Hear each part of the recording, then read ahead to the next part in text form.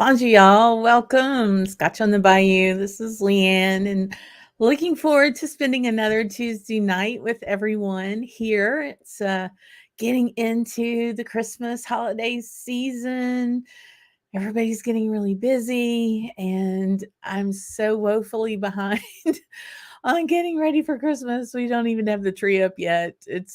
But this week, I'll get the tree up. I keep saying that. Um, but yeah, so glad everyone's here tonight. Thanks for to joining in. A little different kind of show tonight. Um, you know, it's one of those things where I hemmed and hawed when I started doing the show and doing the channel, Scotch on the Bayou. I mean, Scotch is usually, it's made in the Highlands, it's made in Scotland, it's made in this, far away magical place. And I'm in the Bayou. I'm in South Louisiana. And I just kind of wanted to show people both things. I wanted to show people, whiskey was approachable. That you didn't have Scotch was not some highbrow, pretentious drink. It does not care who partakes of it. And I also wanted to share the culture of Louisiana. And I do a little bit of that on some of the Camp Drammer reviews and show people, like what a borrow pit is or, Spanish moss and just different things about this place I absolutely love, this home of Louisiana, but not extensively. And so coming into the Christmas season, I wanted to maybe spend a little time talking about holiday traditions and not just mine, not just Louisiana, but I'd love for everybody else to share in some of that, So we talk about Scotch on the Bayou is celebrating the wonders of Scotch whiskey and the flavor of life in Louisiana. And we have a lot of flavor down here, believe me. So that's what I want to share with you all tonight. And I want to hear from you all because we share our whiskey, right? And we share tales about the whiskey, and I want to share tales about that tradition. So I want to go in the chat and see who all is here. Loch Ness, great to see you here. Thanks for being here. I'm looking forward to it too. Cool beans. Oh man. And then Donner, gotta work, but you gotta pay for whiskey, right? So thanks for catching us on the replay. I really appreciate it. Good evening, Mo. Good seeing you there. And Martin, uh, Santa Claus is coming to see you this week. If you haven't gotten, well, I don't think you've gotten your package yet, but Martin ordered some of the new glasses, some of the new Scotch on the Bayou barrel tasters, and he's also a camp drammer. So all the folks who order those who are members of the channel or camp drammers get a little lanyap in their package.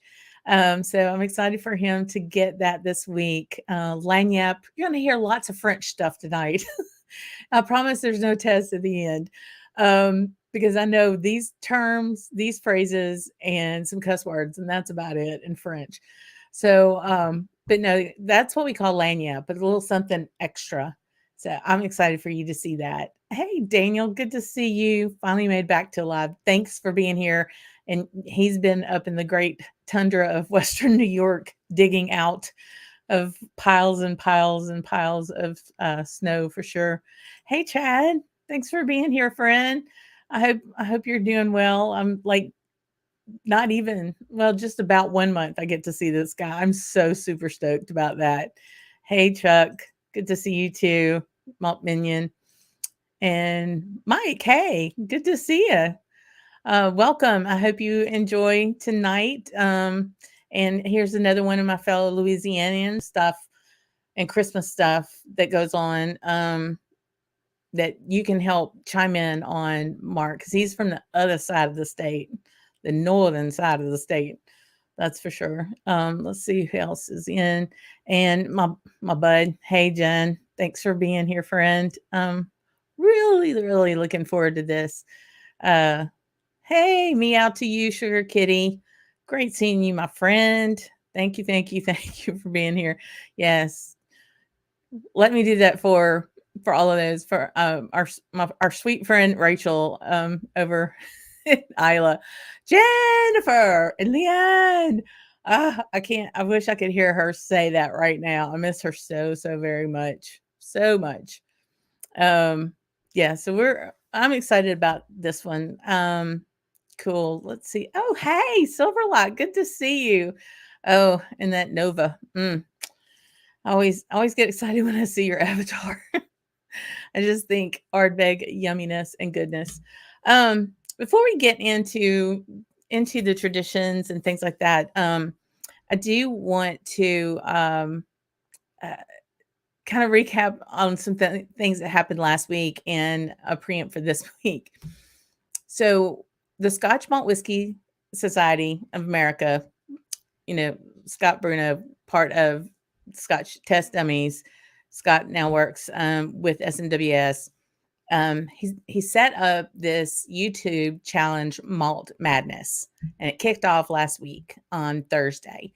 And he took 8 YouTube channels, put them in a bracket, and then sent us blind challenge samples of SMWS. It's like, oh darn, make me drink 4 SMWS bottlings.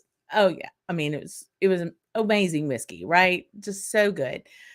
But we went head to head, paired up, and of course, I'm with my best buds, the Scotch 4 Dummies. Thankfully, just 2 of them. So Mark and Drew, I went against them on last Thursday, and it was neck and neck, and it was sheer luck of the whatever. I ended up coming ahead and making it to the second round, which is going to be this Thursday at 7 o'clock Central over on the SMWS America on that YouTube channel. And I'm going up against Jason C from the Mash and Drum. So it's going to be like epic because he has a really great palate. Of course, for bourbon, but seriously for Scotch. Guy knows his Scotch too. He's such a sweetheart. And it is a little difficult. You're sitting there and you're working through 55 plus ABV expressions, and we have to figure out what the age is, what the ABV is, what region, and the cask maturation, to the point of knowing, like, is it first fill, second fill, is it a barrel, is it hogshead, is it ex-bourbon, sherry, whatever, so there's a point system, and you get at least a half point if you get part of it right, thankfully. So we'll see how that goes. And then Friday night, the other side of the bracket occurs. So we'll see how far I get. So fingers crossed, Thursday, 7 o'clock. I need all the cheerleading I can get. So, and I really do want to appreciate being included in that from SMWS, because that was really, really lovely of them to include me in on this fun malt madness for sure. So yeah, let me know what you're drinking tonight. I actually just killed a bottle. This is leftover from our Scotch 101 session that we did at the Louisiana Bourbon Festival, but Glentronic 12, and I absolutely adore this bottle because it's Christmas in a bottle, right? I mean, all those spices and the deep fruits, and it's so tasty. And I'll tell you how I use this bottle for a particular recipe a little later on. Thankfully, I have more. Um, so yeah, let me go back. I want to go back to the chat real quick and see who else had joined. Oh, Stacey's here. Cheers, everyone. Please check out her channel. She is the guru of Irish expressions. Just she's been doing some really cool stuff. And yeah, check out Stacey there. And yeah, what's in everybody's glass? A Glenallachie 12. That's another lovely, Christmas spicy kind of space side sherry bombish type expression. I just absolutely love it. This is the time of year I get really into I get into the sherries, that just kind of gets me in the Christmas mood, which something needs to because it was 82 degrees down here today. Sorry about that, Daniel. If I could ship you some of my heat, I would do it. Ah, thank you, Martin. I was trying. It was something. By that fourth dram, I really couldn't feel my upper lip.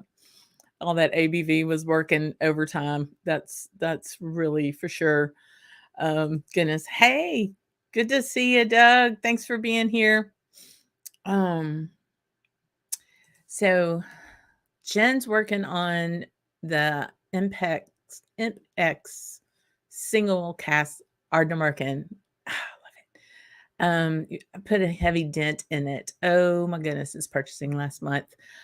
That's really, I, I'm the more I get into the Ardnamurkin, the more I want to get more of it. Daniel's killed a Kilkerran, heavily peated, but now on to Brooklotti Islebari 2011. Mm, mm. So good. Both of those. So good. So 2 stacks cherry brandy cask Irish whiskey. Oh my god. 2 stacks, 2 stocks, 2 stacks. So I don't have my glasses on. Man. So I can't even imagine how yummy that is. Hazelburn 10. Oh, Chad. So I'm guessing that's the bourbon matured one or is it a sherry one? Hazel Burns really to me just are like the wild card. You're hearing about Springbank, of course, and then the long grows, especially all of the wine vintage ones. Those I just absolutely adore. But Hazelburn just come through that 13 Oloroso one from a few years ago. That was just like, where did that come from? It was so tasty. So good. Running late, no problems. New oven burned the damn potatoes. Oh man, I hate that. So Trooper, I'm counting on you to pipe in on some of this tradition stuff. Because one particular thing I'm talking about definitely is down close to you, across the river, but very close to you for sure. Howdy, y'all. He said with a Scottish accent. It is almost. Oh, big sending you all the good juju from the Bayou, friend, as you make your way back over to Scotland tomorrow. Yes, please take me in spirit. I can't wait to hear how this trip goes. I know it's going to be just wonderful.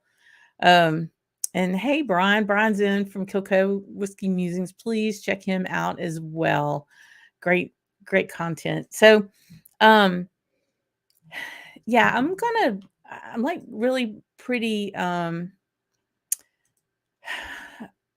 excited about showing what some of this, things that we're going to be doing. And I'll should have added that first, but again, when we're talking about tradition and we're getting into the Christmas time, Louisiana is a very different animal. We do things like have parishes instead of counties. We're still based on a Napoleonic code in many aspects of our law. There's a joie de vivre, a joy of life, laissez le bon temps rouler, let the good times roll in most everything we do down here. And so what I wanted to do is kind of to showcase some of that. In particular, one thing that we do down here that I think is so totally unique. And that is what we call as I'll just share it again, the bonfires on the levee. So if you think on geography, the Mississippi River runs through like the foot of the boot of Louisiana. Okay. And it comes, of course, out of Mississippi through Louisiana down through the Gulf to the Gulf of Mexico. And between Baton Rouge, upriver, and New Orleans, along the river on the east side is St. James Parish. And I mean, it is ground zero for petrochem. I mean, it's got a Marathon plant, Shell, got see there's, I don't know, more refineries than I can chemical plants I can think of. It is earth. It is the salt of the earth folk. Okay, I mean you can't get better folk than that live in this area. And the bonfires on the levee are literally that along the top of the levee. So you have the river road, how people were getting up and down, that part of the parish, and then you have the Mississippi River is on the other side of the levee. And what the communities do, Lutcher, Gramercy, all up and through that area of St. James Parish, is they build these TP or these bonfires and light them up on Christmas Eve. Now, this weekend, we're actually going to have, they have the Festival of the Bonfires. And through that, people have been working on these bonfires for probably since September.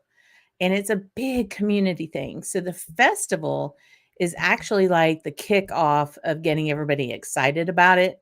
And they'll burn a couple of these bonfires on that night, but for the most part, all of these bonfires will go off on Christmas Eve. And I'll tell you why in a minute. Um, but yeah, so the festival this weekend is going to be um, music and a gumbo contest. Mark and I went a couple of years ago. Well, actually, it's been more than a couple of years ago. And they probably had, I don't know, 20, 25 different teams competing in the gumbo contest. And it was all kinds of things. It wasn't just your turkey and sausage or chicken and sausage gumbo. It was wild beast. It might have been duck. It might have been, squirrel. It might have been all kinds of things. And they call it melange, or is a different type where you're not quite sure what's going to be in there. It's not going to be snake and it's not going to be Nutri-Rat, but most anything else goes. Just saying. But yeah, it's an amazing thing, and you can see it kind of in this. The proportion of the people are, probably a third of the size of the TP or that's on there. This is what they look like as they're building them. So they're on top of the river. I mean, top of the levee, looking over the river, and people are. I mean, they're cutting the wood in the summer to let it cure. So by the time September, October runs through, they're cutting everything to size and staging everything. And then it's very family oriented. People will go out and they'll stay all weekend working on these. Nobody messes with them. Every family's kind of got their area of the levee to work on, and they just start building these. And when you go on Christmas Eve or to the festival, and they're going to be lighting one, then you just get this overwhelming smell of kerosene and gumbo and fried fish and just all of this wafting smells around, where you're just in the midst of all of this. You could be walking through there. You don't know who any of these people are. They're going to offer you food. Hey, babe, you want to come over here and have some catfish? I mean, they're going to offer you something. You want a beer? You want this? You're home. If you're there, they consider you one of their people. And it's an amazing thing. This is the traditional shape, is this pyramid shape. What is so amazing to me is how these folks design the specialty ones. And I've seen a tank. I've seen a house. They've built a house and have burned it like a log cabin. There was even a railroad, like a rail car, an engine, and a couple of cars that they built. But here's a couple of the ones that just blew me away. I mean, when you look at this pelican, and this is the seal of the state of Louisiana. On our flag, you'll see the pelican with the 3 baby pelicans that she's actually tearing herself up to feed the babies. The crawfish. I mean, this is so cool. I mean, they built it, then they spray painted it to where it would look like it. And I mean, all the way down to the little legs. It's just amazing. And they're gonna burn it. Um, Again, you've got the fleur de lis or the saint symbol. If I'm somewhere else, somebody usually asks me, how come you got that Boy Scout symbol in your house? It's like, it's a fleur de lis.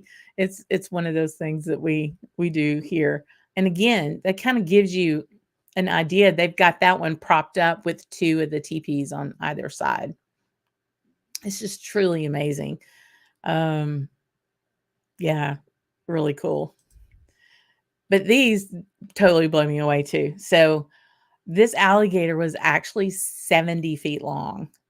Now that's bigger than Big Russell that we talk about over at the camp. But look at the detail. And I love the blue crab. Again, kind of like the crawfish. They went and did some painting on that. I love it. And then this big turtle is just gorgeous. Yeah. So Trooper says up and down St. James Parish is truly, truly an experience. It really is. And again, like I said, you go up there and you look at all of this. So why in the world are they doing this? And really, it's to find a way to uh, when they're doing the burning, when they're doing this, they're lighting the way for Papa Noel to come and find the little kids for Christmas. So that's why they light the way for Santa Claus or Papa Noel to find the kids on Christmas Eve and make sure he knows where to go. And it's so very cool. It brings the entire family together. It brings the entire community together. And I'm gonna really try this year. Hopefully the weather will work out. And we've thrown mom and dad, my brother, Mark, me in the car and gone down there, and you're bumper to bumper traffic on River Road, but you're just looking at this. You can get out and just go walk up to them and, safe distance and all that. And all of these guys, a lot of these people live and work within that industry. So they're super cognizant of safety. And so anyway, it's a lot of fun to look down there and to be part of that. If you ever get down here along that time, it's an experience. So they do a lot of this in Algiers too, on the other side of the river from New Orleans. You can even if you're in New Orleans, you can take a river boat and be on the river and go, and it goes up river to see all of that. So that's a lot of fun too. So yeah, just want to go back and see what folks may think about this and what other traditions. So tell me, I want to hear, like, share, what other traditions, you all are looking at and what you all have in your neck of the woods. Make sure I know where that neck of the woods is. Let's see. Joyce, holiday traditions, setting fire to things. Yeah. As long as you're good about it. The craftsmanship it is truly amazing how they build those things. Is unreal. Possum gumbo, I think that's one of the ones that they don't allow. There's some varmints we do not eat down here, contrary to popular belief. That's for sure. But Trooper, a pool dude gizzard gumbo, fabulous, so good. I don't know that I could eat pool dude. I don't know.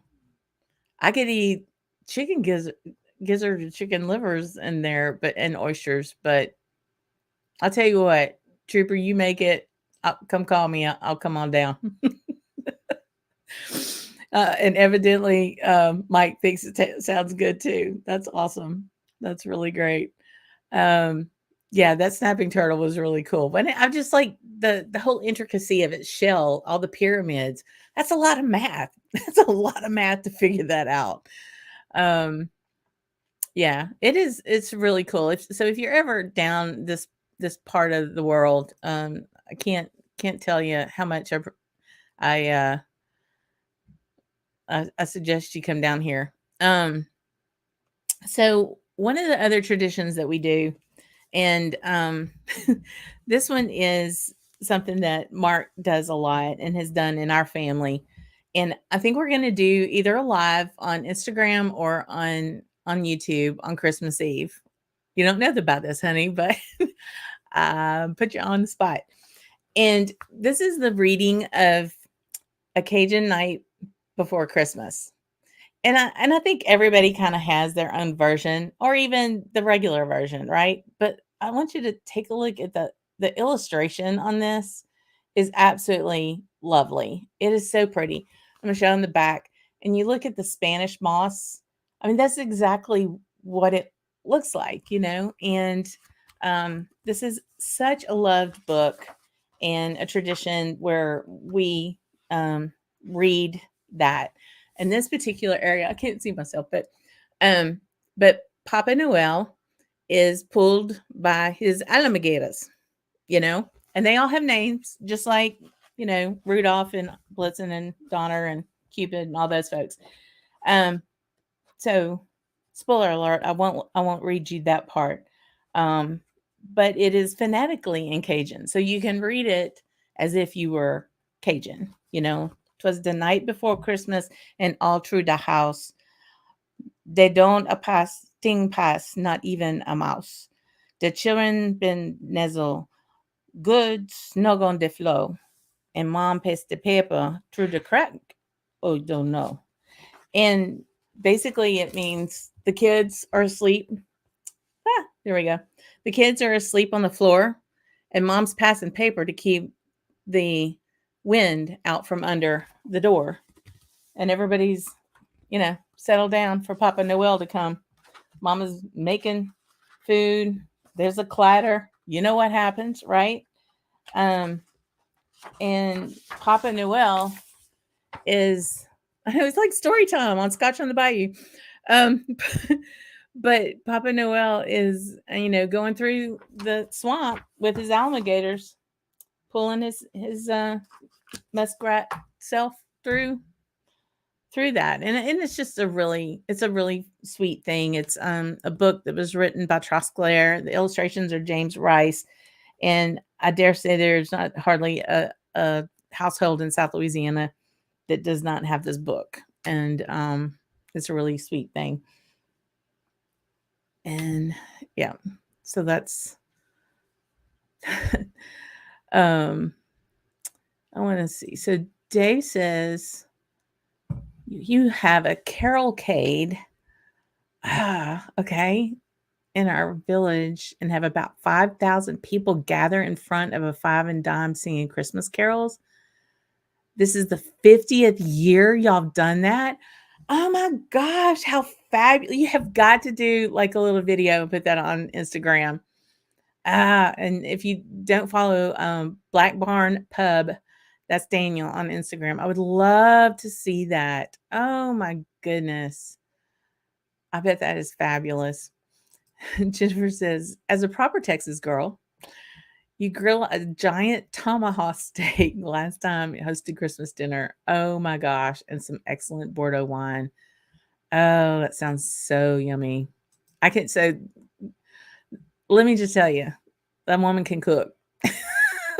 And she just whips it up out of the air. I don't know how she does it, but she does some really good stuff.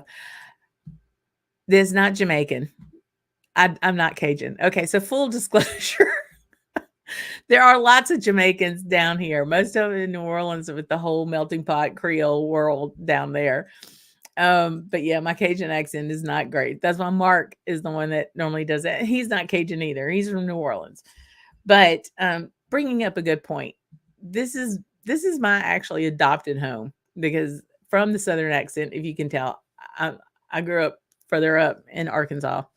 Spent a bunch of time in Texas, so all of my eyes are very long, white, right, night, light, that kind of thing. But yeah, but I choose to be here. So this is my home, and I absolutely love it. Oh me. Is there a particular dish that everybody makes for Christmas? And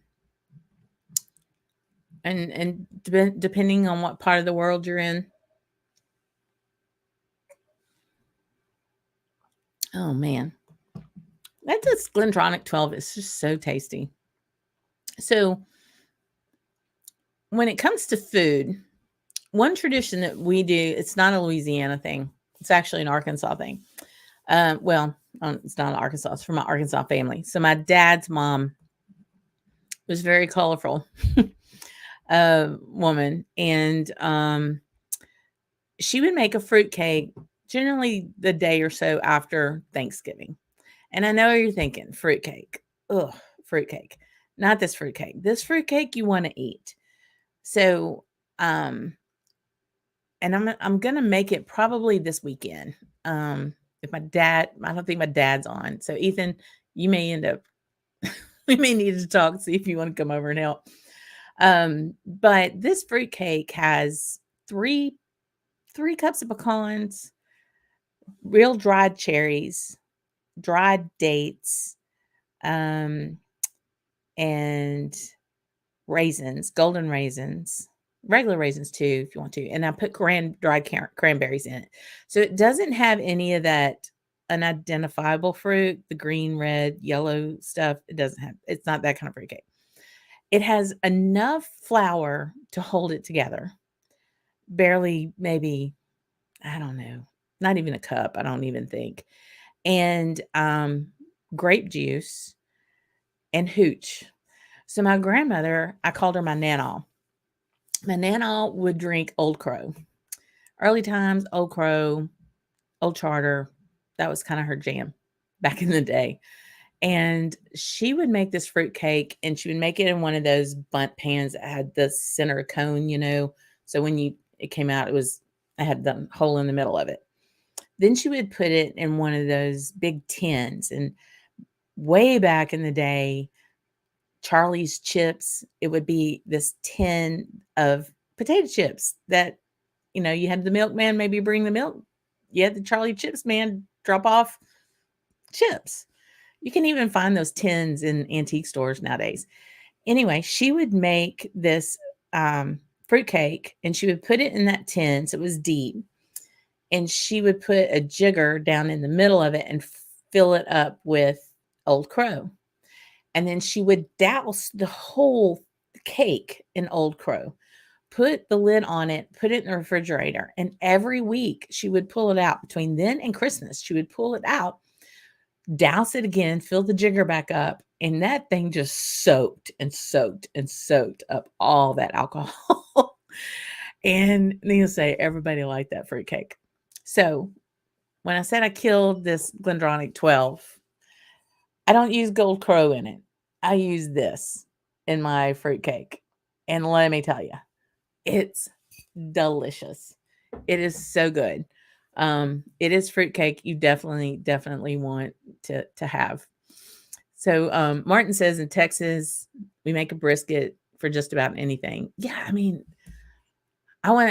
next time you do that, you need to send me a picture of your bark line, like your ring. I know, just that's the one thing I do miss from Texas. I mean, I miss a lot of things, but man, was it easy to find good brisket at the drop of a hat over there. That's for sure. So Mike says in Alberta, Canada, it's a turkey or a ham. Okay. Oh man. That sounds really good. Yeah, so have you, Mike? Have you ever had a fried turkey? So that's one of the things that we can do down here. I mean, we do, and yes, he has. Awesome. Great. You have to be very careful. Not something you want to do inside the house. Just the PSA for the day. Do not do a fried turkey on your stove in your house. you won't have a house left.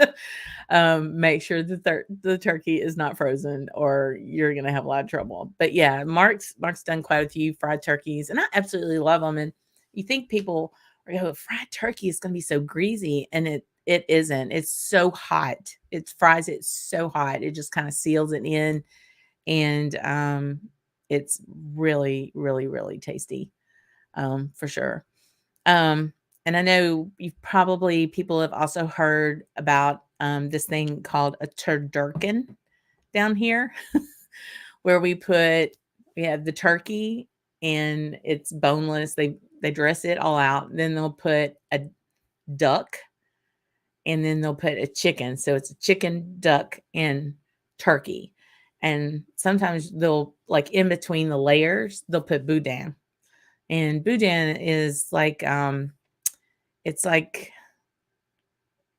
it's like haggis, but with rice instead instead of oats. It's kind of like an organ meat type mixture with rice in a casing, and it's delicious, absolutely delicious. Um, oh, so Molasses does fried turkey every year. Awesome, for Thanksgiving. Yeah, so one of the things that we normally do after that Thanksgiving turkey, um, Mom kept the turkey this year, so we didn't get the carcass, but I'm sure we're gonna do one for Christmas, is, we make a gumbo. That is one of the other things we absolutely love. And so this next I wanted to kind of show you is a gumbo and then a Cajun Kringle. So these are two of the other kind of things that we really love so much.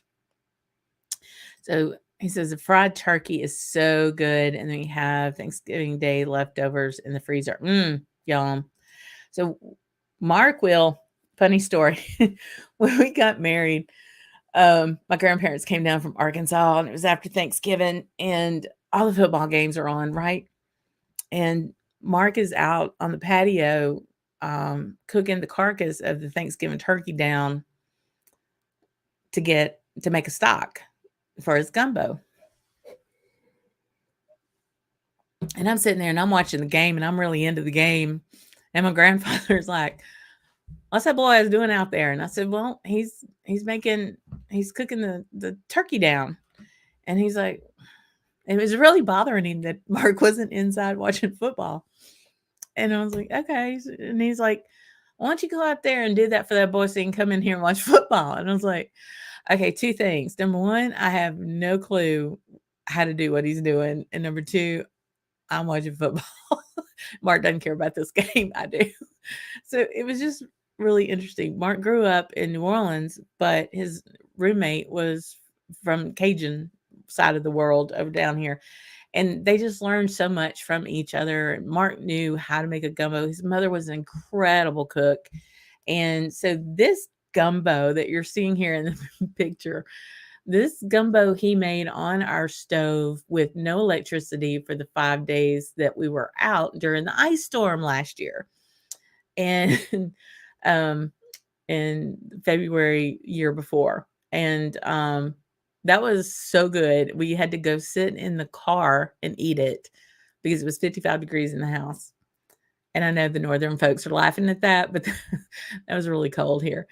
But yes, that was some of the best gumbo that he's made. He made a gumbo before Mark from Scotch for Dummies came down.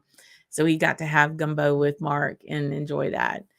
The Cajun Kringle is a really good. And let me know in the comments if you've had gumbo. So let me back up before we get to the Kringle. So gumbo is kind of regional even. And Mark JG, you can pipe in if you're still there, friend. But like in the Cajun swath of Southwest Louisiana, it's more of like a chicken and sausage gumbo. Might have crawfish in it if people put that up in the freezer, because it's not crawfish season right now. But down in in New Orleans, it's mostly like a seafood gumbo. So you may have crab meat, crab claws, shrimp, it might even have a little bit of tomato base, which is more of a Creole thing than a Cajun thing. a Cajun gumbo won't have tomato in it. It's the Holy Trinity. It's the garlic, onion, celery, bell pepper. That's all that macerated down. And first of all, you got to make a roux. First, you make a roux. How you momming them, and can you make a roux? And that's what gives that color. And when you're making a roux, it's single parts, 1-to-1 of oil and flour. And you got a, heavy cast iron skillet, and you're just working that flour, browning that flour, browning until it's Hershey bar chocolate. That's the color you want. Anything past that, you might worry about scorching it. That's why you have to constantly stir it.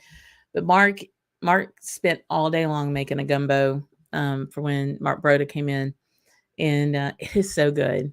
I'm so blessed in many ways when I'm talking about my Mark. Yes, no tomatoes in my gumbo. You just can't do that. Just can't do that.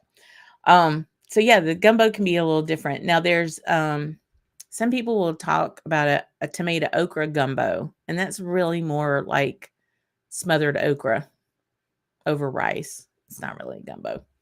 They might put some okra in a seafood gumbo in New Orleans, but you're not going to find okra in a Cajun gumbo. It's kind of a thing. I don't know. So brother, is this the first time you've heard about the Cajun Kringle? We need to find one. This one is from a bakery in New Orleans called Haydell's, Haydel. And Mark's granny used to send these to us in Texas even. And it's this real fine phyllo dough kind of pastry. And on the inside, like it's cut in half. And on the inside, there's a filling. It's like praline, like a praline, pecan praline candy, like this mixture up in there. And then there's this maple praline sauce that's on top, this icing that's on top with toasted pecans. And it is so delightful. And there's Kringles like up in Wisconsin. There's, that's, I think it's a big German type tradition. And there's in Southwest Louisiana, like West Lafayette, towards Lake Charles, there's a huge German population that came in and settled that part of the prairie of Louisiana. And that's where a lot of those traditions come from as well. So Mark JG in Shreveport is saying to my Mark, that's why we're friends, because he doesn't put tomatoes in his gumbo. I love it. Yep.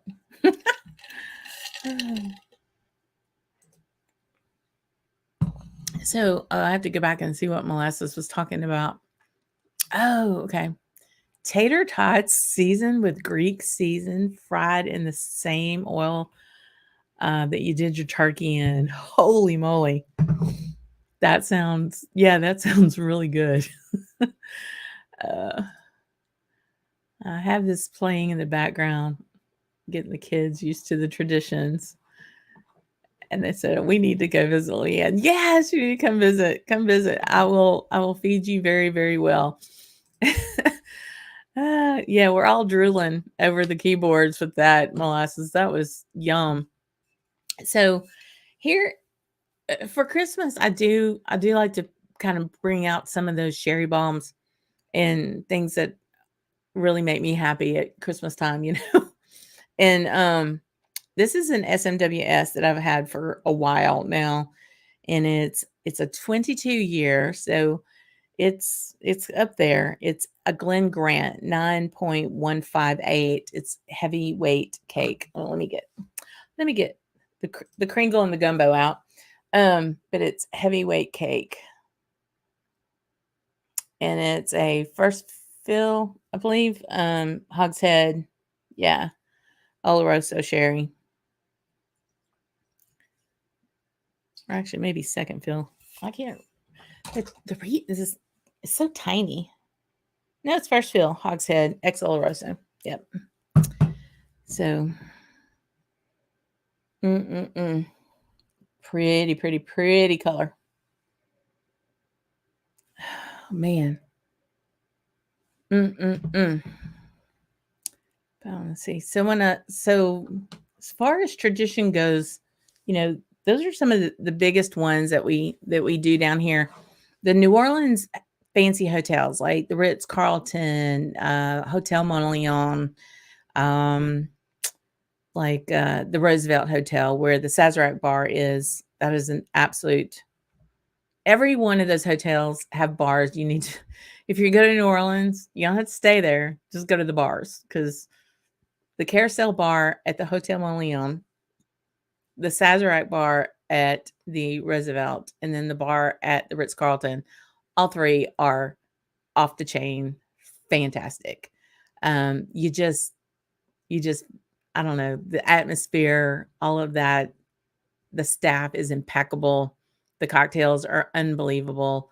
And it's just the nostalgia of all of that. Thinking, that Prohibition Day was yesterday, the repeal of Prohibition, the anniversary was yesterday, and the storming of the Sazerac when women just ran in there and said, "You're going to serve us," and they ended up serving women for the first time ever, and just the nostalgia behind those are fantastic. But those hotels all just go crazy to decorate.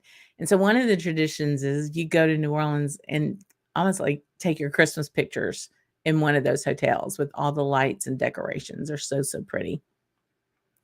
So that's another fun little thing we do down here.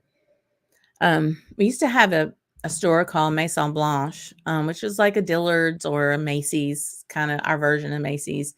And Mr. Bingle, oh, the Davenport, yes, the Davenport Lounge, yeah, because he still plays there, doesn't he?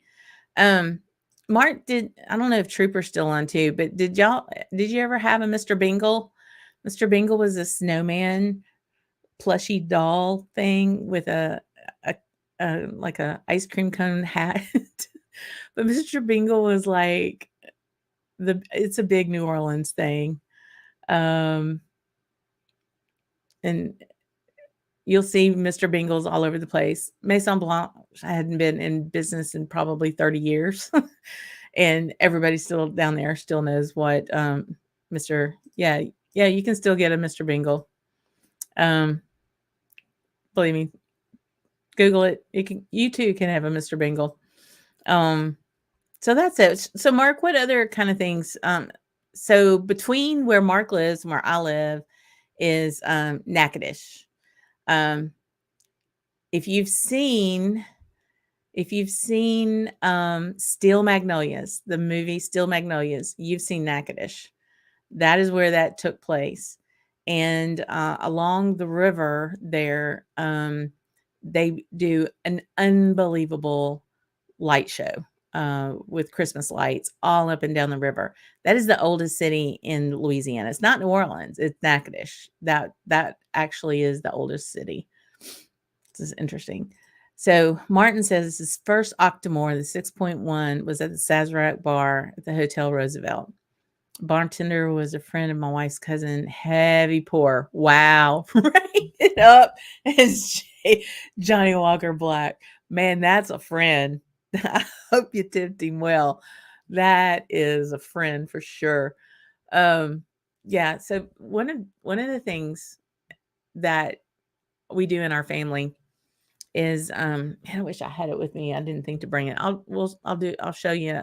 Actually, I have a video coming out. You'll see it. Um, one of the things we do in our family is we usually give a gift that we have bought at a thrift store or an antique place, like a vintage item or something like that. Garage sale, thrift store, junk shop, whatever. One of the things my mother found for me that I absolutely adore, and I'm going to show it in the upcoming gift guide video next week, is this little bar menu, and it's the shape of a Sazerac glass, and it's from like the 40s, maybe early 50s, and it is all the different drinks. It is the drinks menu from the Sazerac bar at the Hotel Roosevelt, Roosevelt Hotel in New Orleans. And you look at it, and it's like the Ramos Gin Fizz, and the Ramos Gin Fizz was 69 cents. It's an $18 drink now. And it's fabulous, and it's harder than hell to make. It takes a lot of effort to make that drink. But it was the preferred drink of Huey P. Long, who's one of our politicians and senators, and that he decided he wanted that drink when he was at the Roosevelt in New York. So he literally took the bartender in New Orleans at the Sazerac there, took him with him on the train to New York so he could teach the staff at the Hotel Roosevelt in New York how to make a proper Ramos Gin Fizz. Your tax dollars at work way back then. But yeah, it's a really neat place, and seeing that old nostalgia is really pretty cool.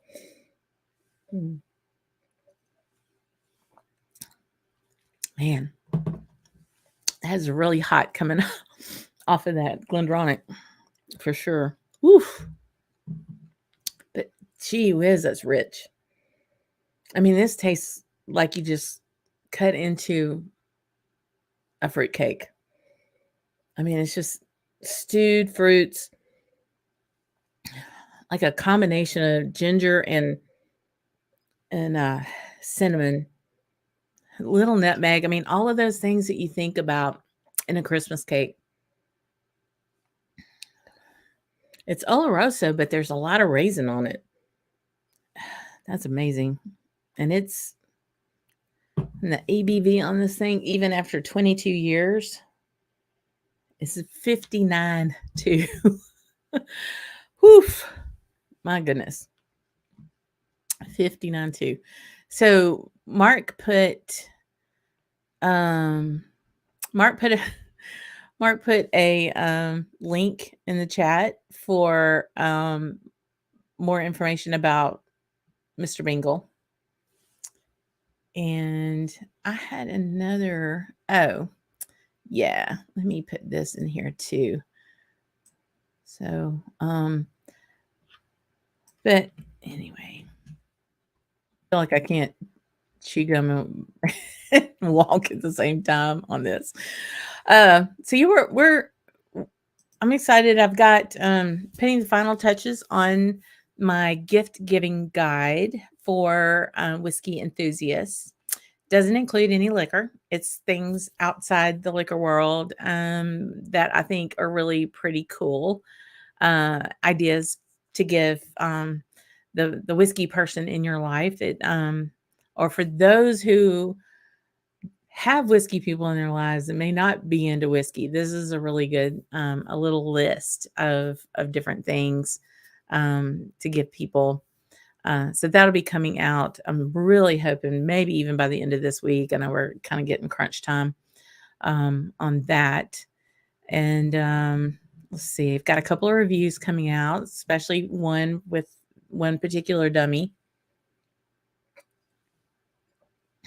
Oh, man. Yeah. Heavyweight cake. That is exactly what that's the name of this SNWS, and that's perfect for it.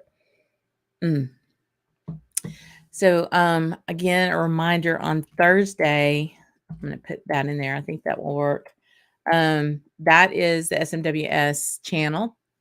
So, we'll be going head to head with Jason. And we'll see.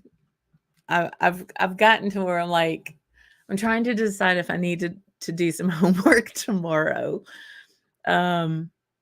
If I need to taste my SNWS bottles and try to go, all right, let me try to guess that age. Let me try to guess all of those things, because I'm not quite sure if how Thursday's going to go.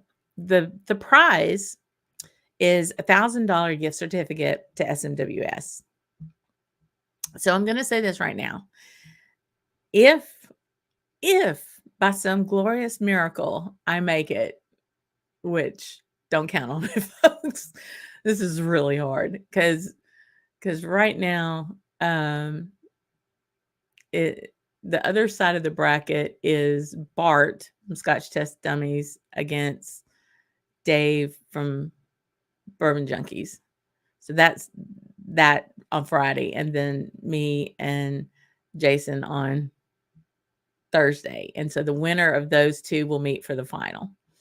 So everybody, they've all got really good palates, and let's face it, Bart's been doing this a while. Hey, Jimmy Jazz, good to see you, friend. Thanks for being in here. So Thursday's going to be interesting, but if for some odd chance that happens, I definitely want to make some of that, and I'll talk to Scott, but I definitely want to make some of that prize available to, as to be able to give folks here to be able to do some raffles or something like that and share the wealth, especially if you haven't had an SMWS bottle. They're really particularly good. It's a little tight on some places they don't ship to and that kind of thing because of our crazy liquor laws. But we can figure that part out. But we'll definitely be sharing the wealth if that happens. If I just make the final, there's a $250 gift certificate. So, we'll see. But I got to get through Thursday first. So if you're not doing anything at 7:00 on Thursday, come rally the troops. And we'll see how it goes. And hopefully I can make through these 4 drams and still be able to feel my lip. That's for sure. Anyway, so I hope you've enjoyed this. It's a little different, again, I want to share Louisiana with you. The one thing about the Kringle and, that kind of thing, you get through Christmas and, the 12th night after Christmas is the Epiphany. And that starts the beginning of Mardi Gras season.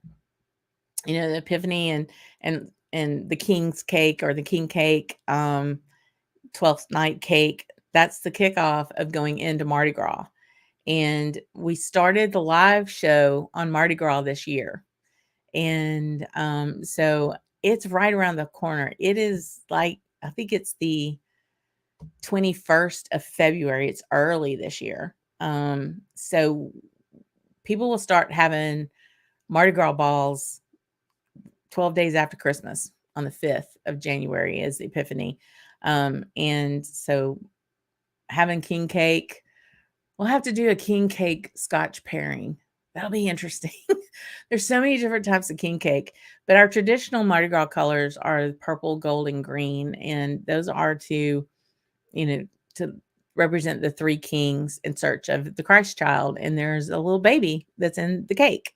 So I think that's probably one of the biggest known holiday traditions that we have. And it truly is right on the heels of Christmas. So we'll, I want to continue to share fun things like that with you all. And I'm really excited about crawfish season this year because I've been working on documenting all of that. And where the camp is, it's basically a ground zero of where crawfish come in from the basin. So the wild caught, not really the farm crawfish. That's most of those are further west. But basin crawfish, wildlife caught, and all the fishermen down in the camp area where our camp is, they go out and, that's their living. And I have a really great friend down at the camp, and she's a buyer. And so they go out, they crawfish all day long with their traps, and they come in and they sell to her. And then she's got them on pallets and they go in a truck and they go to a restaurant. She even sent the guy came from New Jersey last year in a truck and took 8 pallets of crawfish back to New Jersey for one of the biggest crawfish boils ever in that state. So I'm really stoked about showing you the whole crawfish world and how that ends up on your table. So pretty excited about that. Thanks. I didn't quite know. It's a different kind of live, right? We have plenty of times to talk about whiskey. But yeah, thanks. I'm glad you enjoyed that for sure. And Martin does love the king cake. Still has his little baby Jesus from there on your desk. Let me tell you what, when it comes to doing, there's a real fun, easy way, especially with your kids. You can do a Pillsbury crescent roll version of a king cake. So keep that baby and you can use it for that. But it's a super easy way to do a king cake, and we'll share that closer to that time. But yeah, so thanks everyone for being here tonight as I spill whiskey all over me. I appreciate it, and we'll be back next week talking about gifts and what Santa's going to leave all of us in our stockings. And I hope you have a great week. Be well, drink even better, and sláinte y'all.